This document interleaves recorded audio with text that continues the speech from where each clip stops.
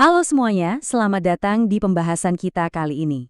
Kalau kalian tenaga honorer atau punya kerabat yang berstatus non-ASN, pasti tahu kan betapa bikin deg-degannya masa-masa seleksi belakangan ini?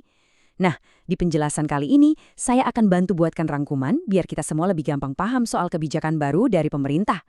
Kebijakan ini ibaratnya jadi jaring pengaman buat teman-teman non-ASN, yaitu PPPK paruh waktu.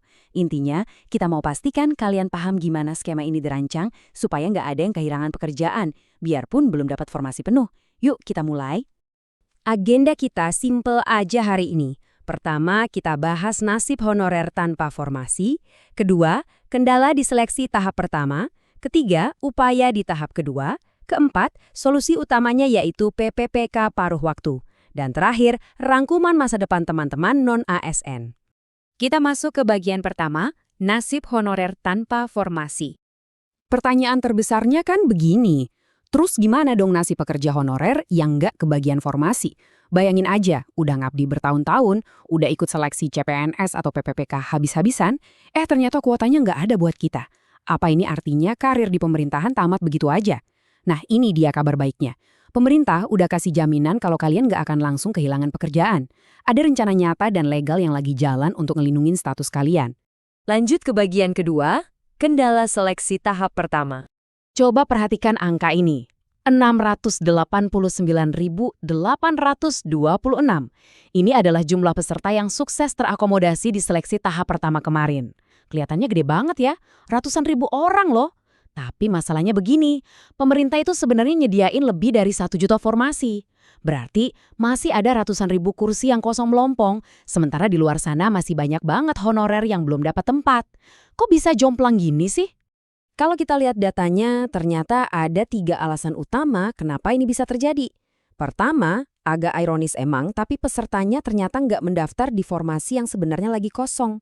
Kedua, ada masalah administratif, di mana beberapa instansi malah nunda pelaksanaan seleksi mereka, jadi formasinya gantung.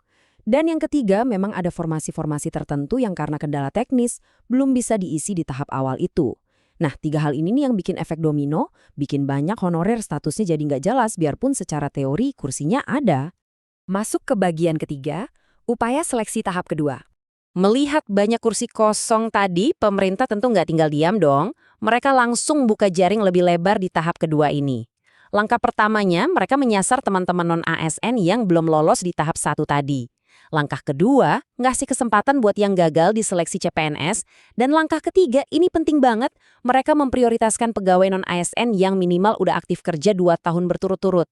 Jadi pengabdian kalian selama ini tuh benar-benar coba diakui dan dihargai. Tapi ya, namanya realita di lapangan pasti lebih kompleks dari teori kan? Walaupun tahap 2 ini udah diperluas kriteria pesertanya, ternyata jumlah yang terserap masih belum cukup buat menampung semua tenaga honorer yang udah terdata secara nasional. Masih ada ratusan ribu atau bahkan mungkin jutaan teman-teman non-ASN yang posisinya masih rentan karena nggak kebagian kuota formasi yang tersedia. Nah, ini dia bagian keempat, solusi penyelamat, yaitu PPPK paruh waktu. Di saat sistem formasi biasa nggak muat nampung semua orang, butuh dong yang namanya solusi darurat. Dan ini ada jaminan langsung dari atas loh. Menteri PNARB, Ibu Rini Widiantini, secara tegas bilang kalau pegawai non-ASN yang udah ikut seleksi tapi nggak dapat formasi, khususnya karena emang nggak diusulkan sama instansinya, bakal diangkat jadi PPPK paruh waktu. Kalian nggak akan di-PHK. Ini semacam masa transisi lah buat menghapus status non-ASN, tapi tanpa harus mengorbankan pekerjaannya itu sendiri. Terus, PPPK paruh waktu ini makhluk apa sih sebenarnya? Jangan salah sangka, ini bukan berarti kalian jadi pegawai lepas yang nggak punya perlindungan. Kebijakan ini justru mastiin 3 hal krusial. Pertama, kalian tetap bisa kerja di instansi yang sekarang. Nggak ada yang ngusir. Kedua, kalian bakal dapat nomor induk PPPK sebagai identitas resmi di sistem aparatur negara. Dan ketiga, kalian bakal punya kontrak kerja yang sah secara hukum. Jadi biarpun nggak langsung duduk di formasi penuh, hak-hak dasar dan status legal kalian tetap aman terkendali.